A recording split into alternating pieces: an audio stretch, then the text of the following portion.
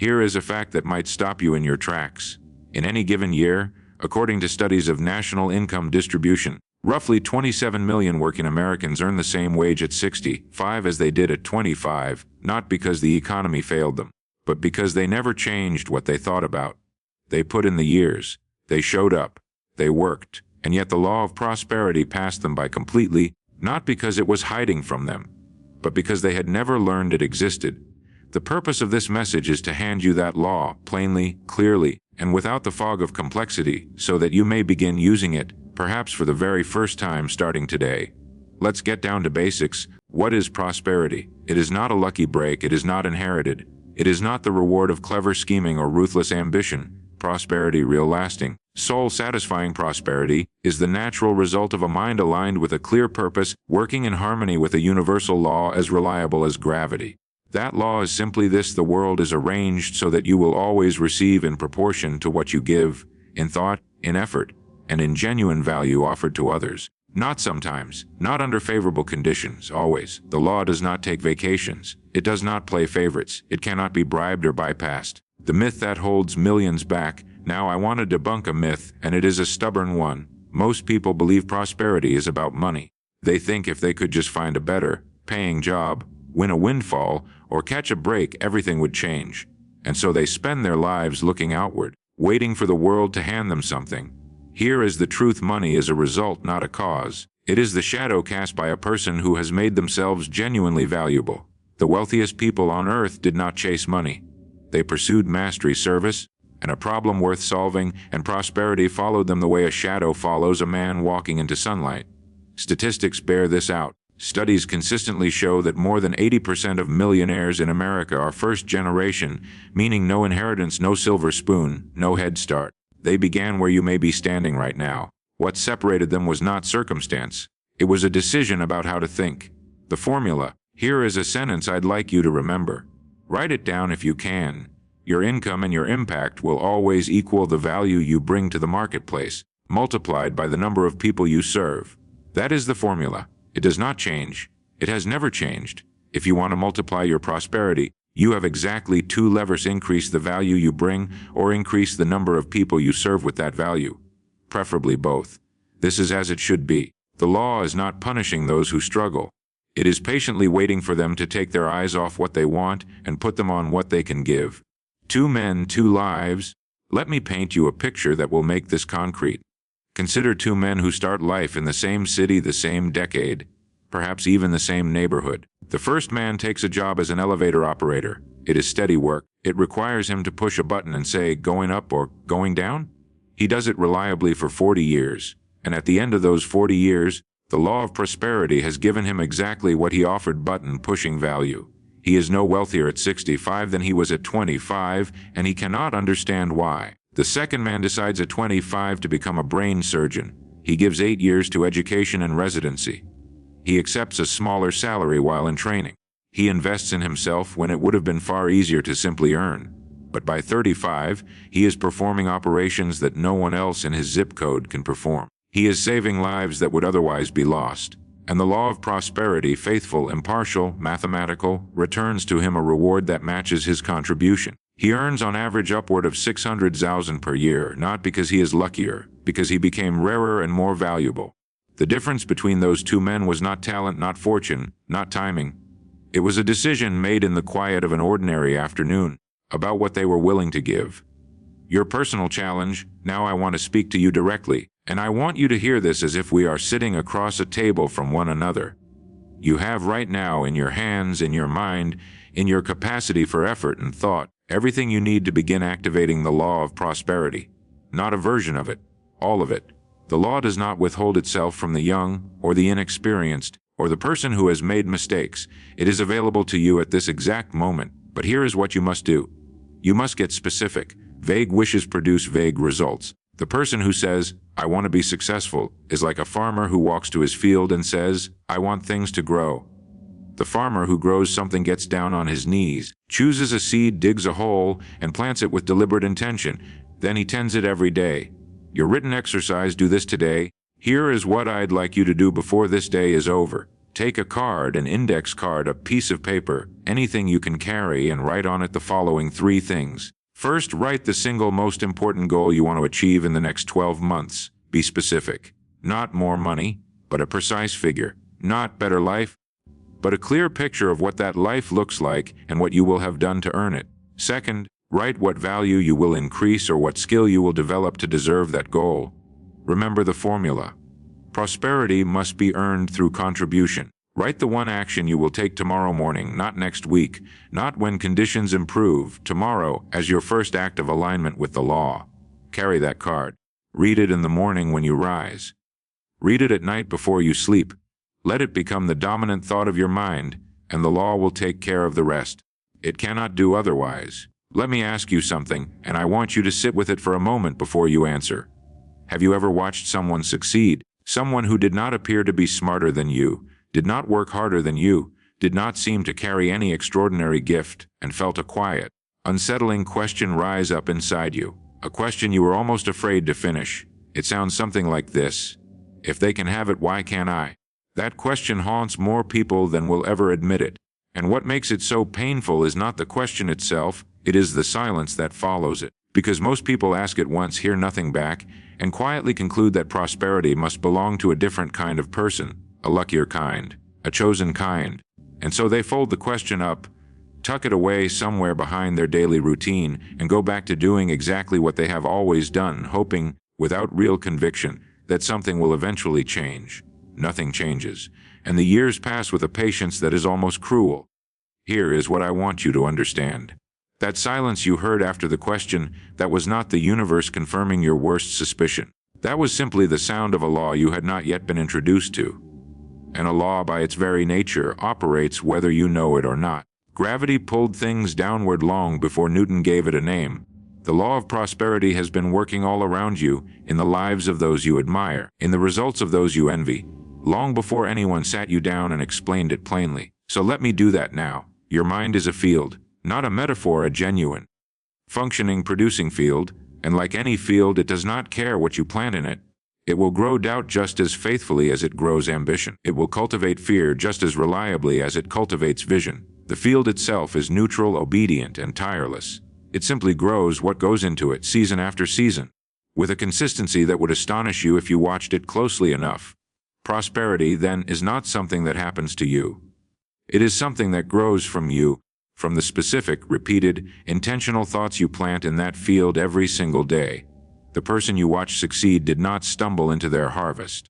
They planted something deliberate, tended it past the point where most people quit, and then received, as any farmer receives, exactly what they grew. This is the most liberating truth you will encounter today, because it means the field is yours. It has always been yours. No one can plant in it without your permission, and no one can prevent you from planting in it right now.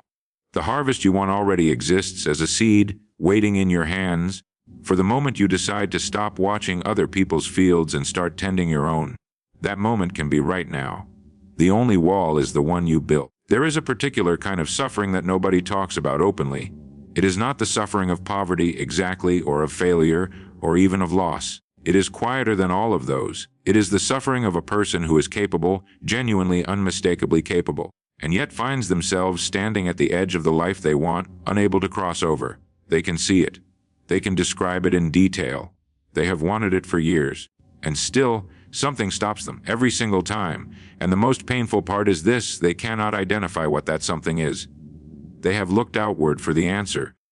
At the economy, at their upbringing, at the people who did not help them when they should have, at the timing that never seemed to cooperate. And some of those things are real. Some of those circumstances were genuinely difficult, but none of them, not one, is the wall. The wall is somewhere else entirely. And until a person finds it, they will keep walking up to the edge of their potential and stopping there, confused, quietly convinced that the crossing was never meant for them. So let me tell you where the wall actually is. It is not in the world. It was never in the world. The world is remarkably indifferent to your limitations. It will reward you the moment you stop presenting them as permanent. The wall is in the conversation you have been having with yourself, largely without realizing it, for most of your life. It is built from conclusions you drew in moments of disappointment and then never revisited. Conclusions like, I am not the kind of person who gets that. Things like that do not happen to people like me. I tried once and it did not work, so it must not be possible. Each one of those conclusions is a brick, and you have been adding to that wall, quietly and automatically, every time you accepted a limitation without questioning it. Here is what makes this genuinely important. A wall you did not build could not be your responsibility to remove. But a wall you built yourself, brick by brick, thought by thought, that wall you can take apart the same way it went up, one decision at a time, one examined belief at a time, one moment of honest questioning where there used to be automatic acceptance. You are not trapped by the world. You are temporarily held by a structure of thought that was constructed in the past and has simply never been challenged in the present. And thought, unlike stone, dissolves the moment you shine enough honest light on it. The life you want is not behind a locked door that someone else holds the key to. It is behind a wall that exists entirely within your own thinking, which means the person with the power to bring it down has been standing right there the entire time. That person is you. It has always been you. Life is legally obligated to return what you give. There is a moment that comes in the life of almost every hardworking person, and it arrives not with noise or drama, but in the quiet of an ordinary evening after an ordinary day, when the tiredness settles in and brings an uninvited guest along with it. A thought. A small, corrosive thought that sounds something like this: I have been giving everything I have for years, and I have nothing close to what I deserve to show for it. That thought, once it arrives, does not leave easily. It sits down, it makes itself comfortable, and it begins to whisper a conclusion that is perhaps the most dangerous conclusion a person can reach, that the effort is not connected to the outcome, that the universe is not keeping score. That honest, sustained, wholehearted giving simply disappears into the air, unrewarded and unacknowledged, and that the people who prosper must be operating by some other set of rules entirely. If that thought has ever visited you, I want you to stay with me for just a moment before you accept it as truth, because there is a difference, a crucial, life-altering difference, between giving a great deal and giving the right thing, between effort that is scattered and effort that is aimed, between a person who pours energy into activity and a person who directs energy toward value. And this distinction is not a small one. It is the entire explanation for why two people can work with equal intensity for equal years and arrive at entirely different destinations. The law is not broken. It has never been broken. It has been operating with perfect accuracy every single day of your life, returning to you in precise proportion to what you have actually been giving, not what you felt you were giving, not what you intended to give, but what the marketplace, what other people, what the world genuinely received from you as useful, as valuable, as worthy of exchange. This is not a harsh judgment. It is a liberating one. Because it means the return you have been waiting for is not withheld. It is simply waiting on the other side of a shift in what you offer. The moment you move from given effort to giving value, specific, refined, increasingly rare value directed toward a genuine need, the law responds. It cannot do otherwise. That is what makes it a law and not a suggestion. Think of it this way. The orchard does not withhold its fruit to punish the farmer. It simply cannot produce apples from a field that was planted with doubt, distraction, or misdirected labor. Plant the right seed, tend it with focused and persistent care, and the harvest is not a hope, it is a certainty written into the nature of things long before you or I arrived. You have not been cheated. You have simply been farming without knowing precisely what you were planting. Now you know, and that changes everything. You will become what you think about. There is something that happens to a person around the middle of their life. Sometimes earlier, sometimes later, but it comes for nearly everyone, a moment of stark, unsettling inventory. They look at where they are. They look at where they once believed they would be. And the distance between those two places is not just disappointing. It is bewildering, because they did not choose this gap consciously. They did not sit down one morning and decide to aim lower, dream smaller, or settle quietly for less than they once burned for. And yet here they are. And there the life they imagined is somewhere off in the distance, looking back at them like a road not taken, with no clear memory of when or where the turning happened. That bewilderment is one of the heaviest things a human being can carry. Because you cannot fix a problem you cannot locate, and when the gap between your potential and your reality has no obvious cause, the mind will manufacture one, and the cause it manufactures is almost always some variation of, I simply was not meant for more than this. Put that conclusion down. It does not belong to you, and it was never true. Here is what actually happened, and once you see it, you will not be able to unsee it. Your life, at this moment, is the physical expression of your most consistent thoughts. Not your occasional thoughts, not the grand ambitions you visit on New Year's Eve, or the inspired visions you glimpse on a good afternoon, but the thoughts you return to habitually, automatically, without even noticing that you are having them. The low-grade, running commentary that plays beneath the surface of your days. The assumptions you have never examined because they arrived so early and stayed so quietly that they simply became the air you breathe.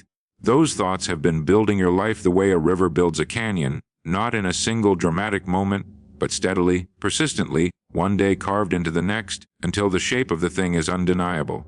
The mind is not a passive receiver of experience. It is an active creator of it. Whatever you hold in your mind with consistency and emotional conviction, you will move toward, and it will move toward you. Through decisions you make without realizing you are making them, through opportunities you notice or fail to notice, through the person you are quietly becoming every single day beneath the surface of your visible activity. This means the most important work you will ever do cannot be seen by anyone watching you. It happens in the 6 inches between your ears. It happens in what you choose to dwell on, to return to feed with your attention and your belief. Change that genuinely, persistently. Specifically change the dominant content of your thinking, and you will not need to chase a different life. It will begin almost quietly to build itself. Ralph Waldo Emerson wrote that the law of cause and effect is the law of laws. It governs the harvest of every field, the orbit of every planet, and the prosperity of every human life. You are not an exception to this law. You are subject to it, and that is the most hopeful news you will ever receive, because it means your future is not in the hands of chance. It is not waiting on a politician, an employer, or a favorable economy. It is in your hands right now. Governed by what you choose to think about, what you choose to become, and what value you choose to bring to the world, you will become what you think about. The world will give you what you give it. There is no force on earth powerful enough to stop a person who understands this and acts on it with quiet, persistent confidence. Go now and plant your seed deliberately. The harvest is already written in the law. Prosperity is not an accident.